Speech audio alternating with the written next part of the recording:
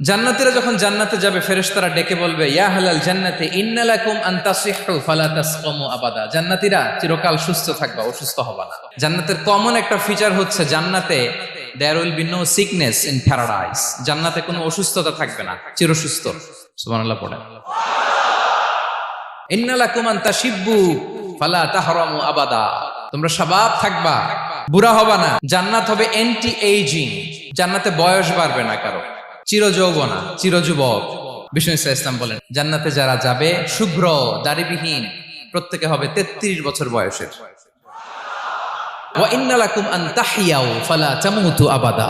চিরকাল বেঁচে থাকবা, মরবা না। এবং সেদিন জান্নাতে মৃত্যু দেয়া হবে, মৃত্যু দেয়া হবে। ইউতাল মাউতু বিকাবশিন আমলাহ। একটা ছাগলের আকৃতিতে মৃত্যুকে আনা হবে। ফায়ুযবাহুল মাউত, মৃত্যুকে জবাই দেয়া হবে। এবার জান্নাতীরা তাকিয়ে থাকবে।